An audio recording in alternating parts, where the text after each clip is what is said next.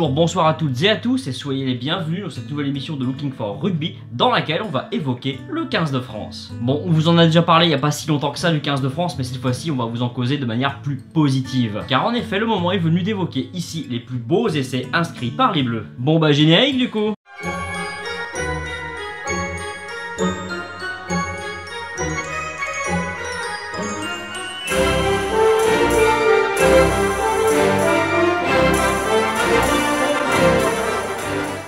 Mais avant de commencer, si vous voulez bien, un petit point sur ce classement. Ça va sans dire, mais ça va mieux en le disant, ce type de classement est toujours extrêmement subjectif. Ce qui n'est un problème que si on en a vraiment envie. Et il y aura donc nécessairement un ou plusieurs grands absents, comme notre talent d'or préféré par exemple.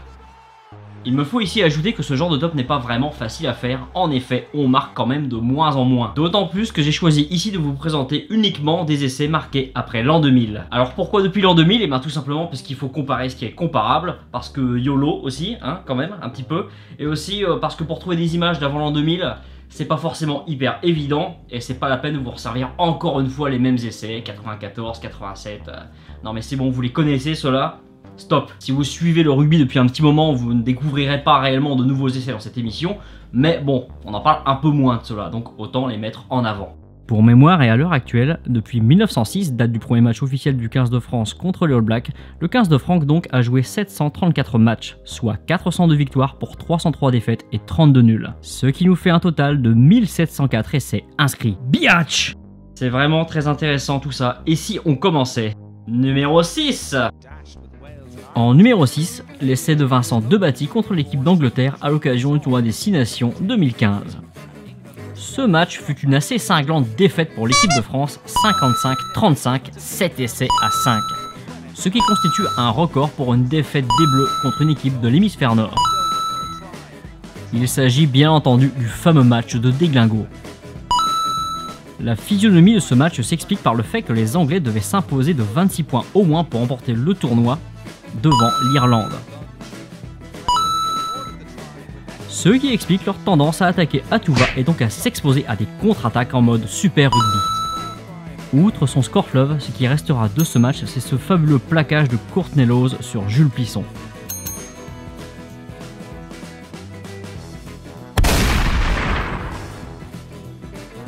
Quant à l'essai qui nous intéresse, celui du pilier gauche Vincent Debatty, il est à la conclusion d'une relance de 80 mètres de Nakaitasi qui remonte donc tout le terrain.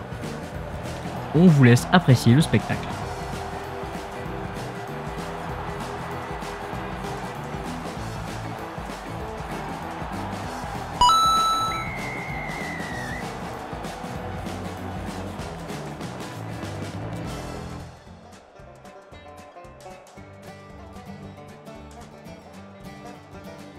Malgré la défaite, il faut être honnête, c'était quand même un super match, on a passé un super moment devant l'écran. Sans parler des petits vénards qui étaient en tribune. Mais c'est ça le panache français, voilà. On inscrit le plus bel essai, mais on perd. C'est l'histoire de la vie, le cycle éternel, comme on dit chez Disney. D'ailleurs, numéro 5.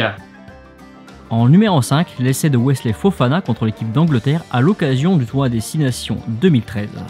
Ce 6 Nations 2013 qui ne fut pas vraiment un grand cru, notamment parce que l'Irlande et la France finirent derniers.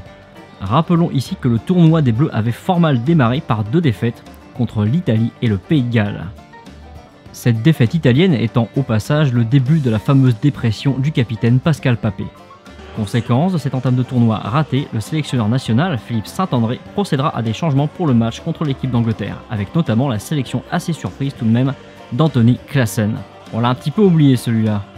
Comme vous le savez, l'année 2013 du 15 de France fut cauchemardesque avec seulement 2 victoires, contre l'équipe d'Écosse et contre les Tonga. Aucune surprise donc ce jour-là à Twickenham, la France s'est inclinée 23-13. En ce qui concerne l'essai qui nous intéresse, le mauvais placement de Benjamin Fall empêche Wesley Fofana de faire jouer derrière lui. Cela a d'ailleurs été justement souligné par Pierre Villepreux à l'occasion d'une tribune publiée sur le site Rugbyrama. Il ne peut que tenter d'avancer. Il élimine alors toute la défense anglaise et marque après une course de près de 70 mètres.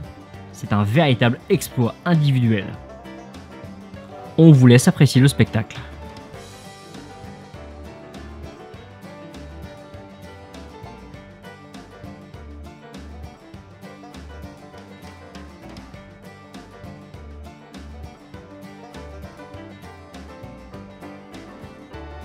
Quant aux Anglais, ils inscriront un de ces essais dégueulasses dont ils ont le secret.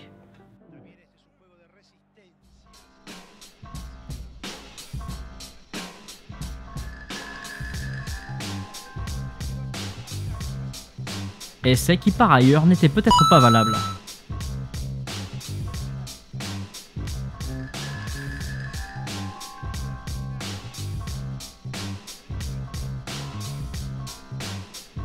Mais bon, quand on est arbitré par ce grand génie de Craig Joubert, on ne peut s'étonner de rien. Ah Craig, que de bons souvenirs on a avec toi. Faux! Et comme chez LFR, on adore les matchs contre l'équipe d'Angleterre, mais que l'on préfère tout de même les gagner. Numéro 4. En numéro 4, l'essai de Gaël Fickou contre l'équipe d'Angleterre en 2014 à Saint-Denis à l'occasion du tournoi Destination. Essai qui signa la victoire des Bleus 26-24. Concernant ce match, un doublé de Yoann Huget permet à la France de bien commencer, mais les Anglais repassent devant en marquant 3 essais et semblent dominer jusqu'à un coaching quelque peu hasardeux de leur coach Stuart Lancaster.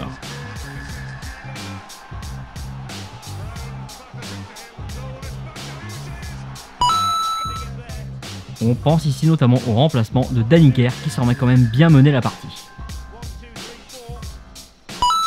On accusera plus tard les données GPS recueillies sur les joueurs en direct d'avoir induit en erreur le coach anglais.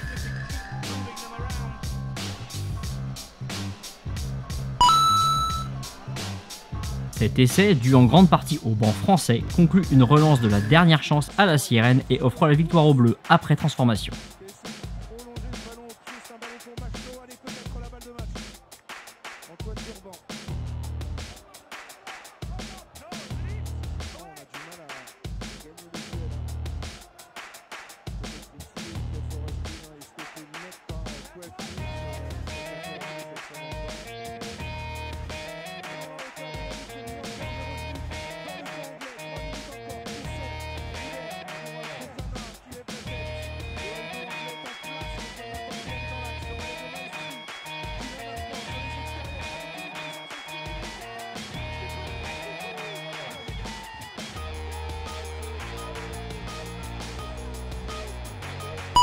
Bien joué les gars. Car le panache français, c'est aussi inscrire un essai en fin de match pour niquer la gueule au roast beef. C'est sûrement pour ça que c'est si bien le rugby. Mais bon, ça suffit de parler de ces putains de roast beef. Qu'est-ce qu'on a d'autre en réserve? Numéro 3. En numéro 3, l'essai de Imanol Arianordaki contre l'équipe d'Irlande à l'occasion du tour à destination 2009. Précisons ici que ce match s'est déroulé dans l'antre des sports gaéliques, le fameux Croke Park, le troisième plus grand stade d'Europe après le Nou Camp de Barcelone et le Wembley Stadium à Londres. Cette victoire irlandaise 30-21 est le premier pas qui les conduira vers leur grand chelem en 2009.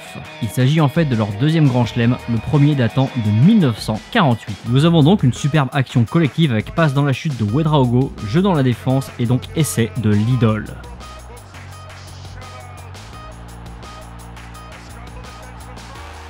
Imanol, le Pays Basque lève les mains, le rugby suffit.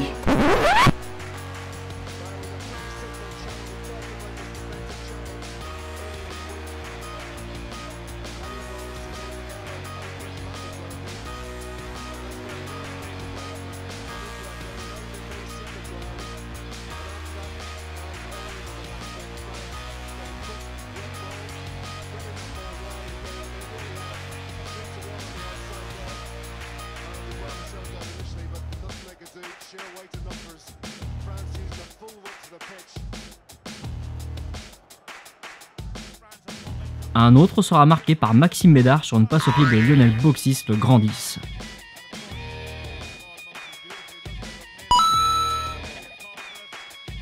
Mais les Irlandais frapperont 3 fois par Islip, O'Driscoll et Darcy.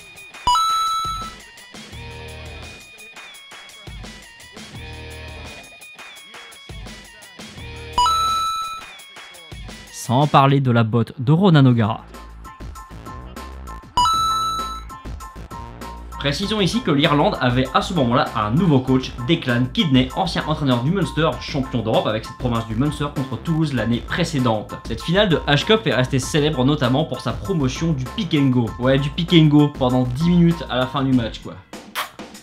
C'était super bien quoi. Consécutivement à ce grand chelem glané avec l'équipe d'Irlande, Declan Kidney sera élu meilleur entraîneur du monde par l'IRB en 2009. Et sauf erreur de ma part, ce match marque les grands débuts de Mathieu Lartaud comme commentateur principal des Bleus sur France Télévisions. Et maintenant qu'on est à parler de l'Irlande, numéro 2. En numéro 2, l'essai de Vincent Clerc, également contre l'Irlande et également à Croke Park en 2007. Il s'agit en fait de la précédente visite des Bleus à Croke Park, mais cette fois-ci pour une victoire, 17-20. Match qui d'ailleurs a été quasiment déjà gagné par les Irlandais, il faut le dire assez difficilement. Mais notre gendre idéal va crucifier les Irlandais avec cet essai en fin de rencontre.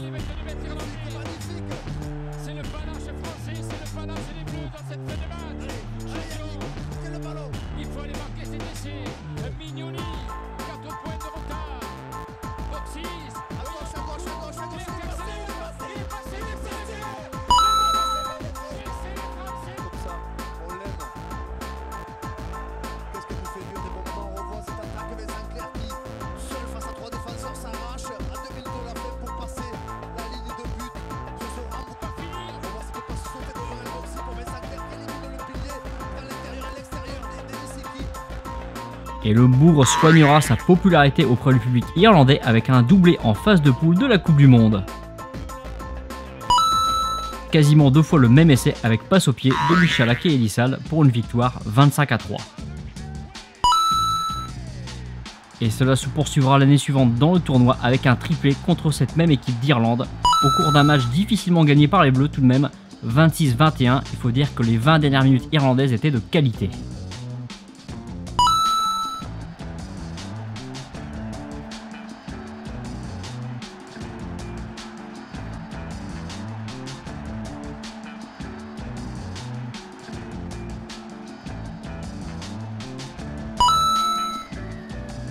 Ça mon petit Vincent, c'est vraiment bien joué, mais que veux-tu, les légendes sont nées en 1981. Et pour finir, notre grand gagnant est numéro 1, number 1. Le numéro. Et enfin notre grand gagnant numéro 1, Cédric Emmons qui marque contre la Nouvelle-Zélande en 2009 à Wellington. Ce match est le deuxième d'une série de 3 en Nouvelle-Zélande et en Australie. Alors cette tournée est restée fameuse parce que cette tournée a été remportée par l'équipe de France avec un match gagné, mais pas celui dont on va vous parler, et aussi à cause de l'affaire Bastaro. Rappelons donc, si cela était nécessaire, que le 13 juin 2009, à Dunedin, la France s'est imposée 22-27.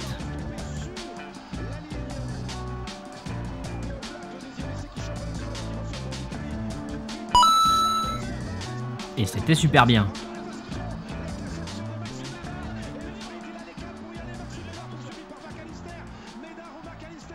Cet essai de Cédric Emmons prend donc place au cours d'un match qui aurait dû être une revanche cinglante des All Blacks, mais qui fut en réalité une courte victoire 14-10. À la différence de points, la tournée est donc remportée par l'équipe de France. Sur cette action d'essai, l'ancien briviste se paye le luxe d'éliminer 7 All Blacks.